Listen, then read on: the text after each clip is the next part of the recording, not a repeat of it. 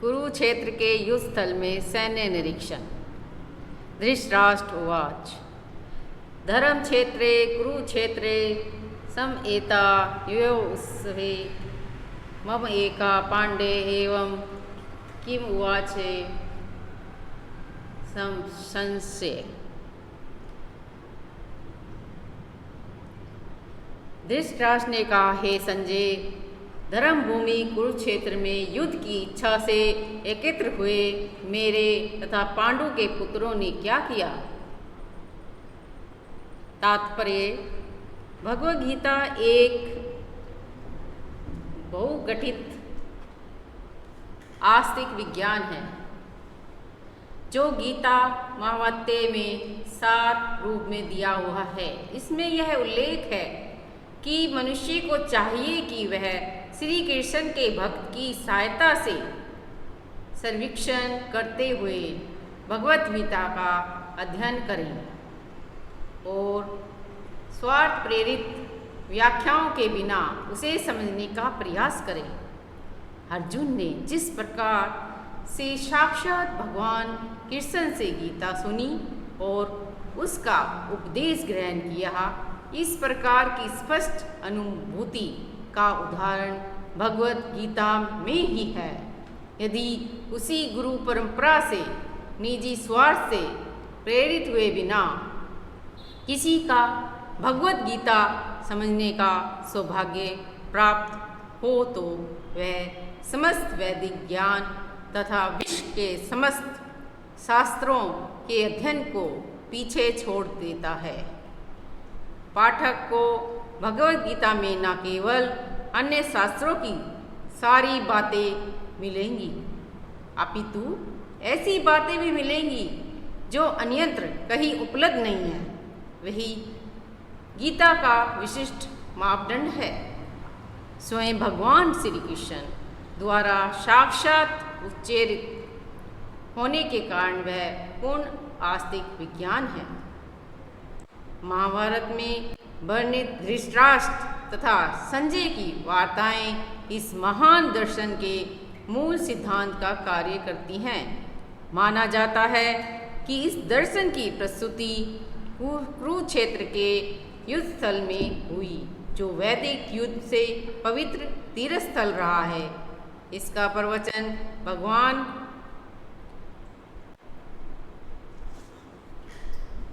द्वारा मानव जाति के पथ प्रदर्शन हेतु तब किया गया जब वह इस लोक में स्वयं उपस्थित थे। धर्म क्षेत्र शब्द सार्थक है क्योंकि कुरुक्षेत्र के युद्ध स्थल से अर्जुन के पक्ष में श्री भगवान स्वयं उपस्थित थे। कौरवों का पिता धृतराष्ट्र अपने पुत्रों को विजय की संभावना के विषय में अत्यधिक संदिग्ध था। अतः इसी संदेह के कारण उसने अपने सचिव से पूछा, उन्होंने क्या किया। वह आश्वस्त था कि उसके पुत्र तथा उसके छोटे भाई पांडु के पुत्र कुरुक्षेत्र की युद्ध भूमि में निर्णयात्मक संग्राम के लिए एकत्रित हुए हैं। फिर भी उसकी जिज्ञासा सार्थक है। वह नहीं चाहता था कि भाइयों में कोई समझौता हो। अतः वह युद्ध भूमि में अपने पुत्रों की नीति, भाग्य, भावी के विषय में आश्वस्त होना चाह रहा था।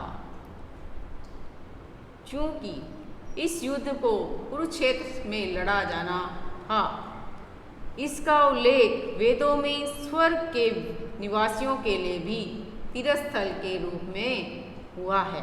अतः धृतराष्ट्र अत्यंत ही भयभीत था और इस पवित्र स्थल का युद्ध के परिणाम पर ना जाने कैसा प्रभाव पड़े, उससे भली भांति ज्ञात था कि इसका प्रभाव अर्जुन तथा पांडु के अन्य पुत्रों पर अत्यंत ही अनुकूल पड़ेगा, क्योंकि स्वभाव में वे सभी पुण्यात्मा थे संजय श्री व्यास का शिष्य था, अतः उनकी कृपा से संजय धृतराष्ट्र के कक्ष में बैठे बैठे कुरुक्षेत्र के युद्ध स्थल का दर्शन कर सकता था। इसलिए धृतराष्ट्र ने उनसे युद्ध स्थल की स्थिति के विषय में पूछा। पांडव तथा धृतराष्ट्र के पुत्र दोनों ही एक वंश से संबंधित हैं, किंतु यहाँ पर धृतराष्ट्र के वाक्य से उसके मनोभाव प्रकट होते हैं। उसने जानबूझकर अपने पुत्रों को क्रूर कहा और पांडु के पुत्रों को वंश के उत्तराधिकार से विलंब कर दिया। इस तरह पांडु के पुत्रों अर्थात अपने भतीजों के साथ धृतराष्ट्र की विशिष्ट मनस्थिति समझी जा सकती है। जिस प्रकार धान के खेत में अवांछित पौधों को उखाड़ दिया जाता है, उसी प्रकार इस कथा के आरंभ में ही ऐसी आशा की जाती है कि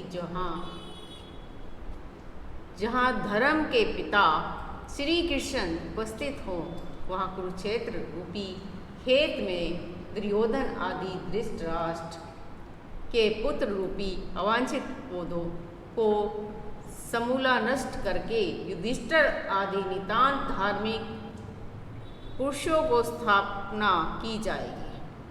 वहाँ धर्म क्षेत्र तथा कुरुक्षेत्र शब्दों को उनकी ऐतिहासिक तथा वैदिक महत्ता के अंतरिक्ष यही सार्थकता है। साख्य उवाच दृष्टा तु पांडवानिकं मृड दुर्योधनम सवे आचार्ये विप्ररंग तस्य राजा वचन वृत्तान्ते। संजय ने कहा, हे राजन, पांडवों द्वारा सेना की व्यूह रचना देखकर राजा दुर्योधन अपने गुरु के पास गया और उसने वे शब्द कहे। तात्पर्य, धृतराष्ट्र जन्म में अंधा था, दुर्भाग्यवश वह आध्यात्मिक दृष्टि से भी वंचित था। वह यह भी जानता था कि उसके समान उसके पुत्र भी धर्म के मामले में अंधे हैं, और इसे विश्वास था कि पांडवों के साथ कभी भी समझौता नहीं कर पाएंगे, क्योंकि पांचों पांडव जन्म में ही पवित्र थे। फिर भी उस तीर्थ स्थान के प्रभाव के विषय में संदेह था। इसलिए संजय युद्ध भूमि की स्थिति के विषय में उसके प्रश्न के मंतव्य को समझ गया, अतः वह निराश राजा को प्रोत्साहित करना चाह रहा था। उसने इस विश्वास दिलाया कि उसके पुत्र पवित्र स्थान के प्रभाव में आकर किसी प्रकार का समझौता करने नहीं जा रहे हैं। उसने राजा को बताया कि उसका पुत्र दुर्योधन पांडवों के सेना को देखकर तुरंत अपने सेनापति द्रोणाचार्य को वास्तविक स्थिति से अवगत कराने गया है। यद्यपि दुर्योधन को राजा कहकर संबोधित किया गया है, तो वह स्थिति की गंभीरता के कारण उसे सेनापति के पास जाना पड़ा। अतएव दुर्योधन राजनीतिज्ञ बनने के लिए सर्वथा युक्त था, किंतु जब उसने पांडवों की बहुरचना देखी तो उसका वह कूटनीतिक व्यवहार उसके भय को छिपा न पाया। पश्येताम पांडुपुत्रायम आचार्य महंतो च मम युद्धामम नृपेन्द्र पुत्रोन तव शिष्यान धीमता। हे आचार्य, पांडुपुत्रों की विशाल सेना को देखो, जिसे आपके बुद्धिमान शिष्य द्रुपद के पुत्र ने इतने कौशल से व्यवस्थित किया है।